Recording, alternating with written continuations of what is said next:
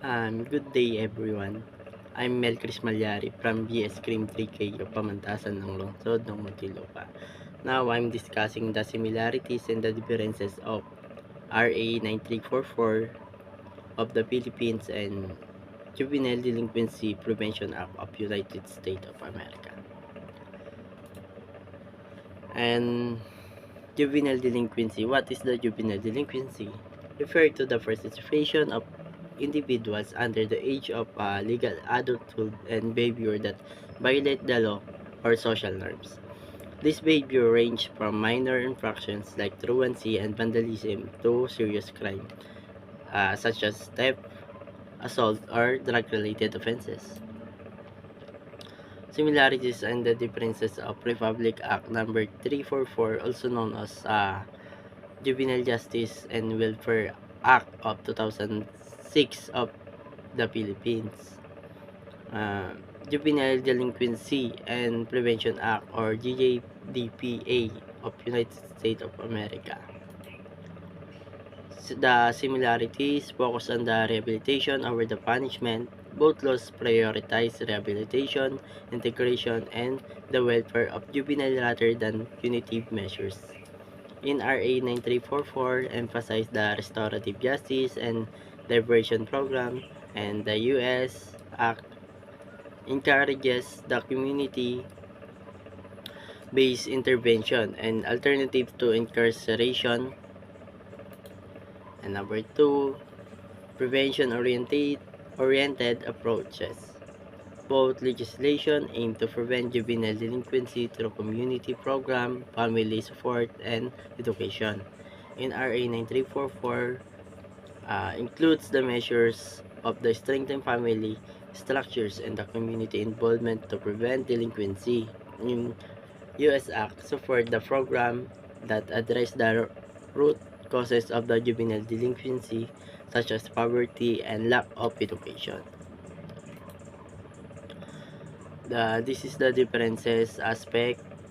Age of the criminal responsibility in RA 9344, initially set as the 15 years old amendment, allow the prosecution of 12 years and above to severe crimes.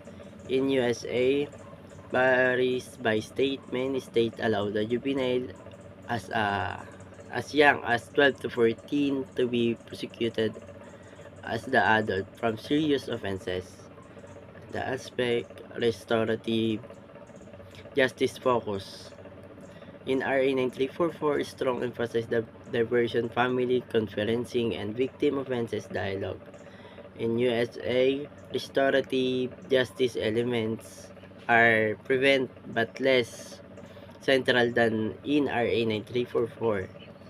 Uh, Implementation. Scope national law applicable across all regions of the Philippines. Federal framework in the USA. Federal frameworks implementation depend on the state level policies and program. Funding for prevention. Limited funding often reliant of local government unit and NGOs. In USA, federal funding for state and local programs through the Office of Juvenile Justice and Delinquency Prevention or OJJDP. Key takeaway. RA 9344 has the un, ununified national approach from strong emphasis and restorative justice and prevention for children in conflict with the law rooted in Philippine socio-cultural context. And the Juvenile Delinquency Prevention Act provide the federal framework but allows states to tailor their approaches resulting in the variability in age, the results, diversion program, and resource allocation.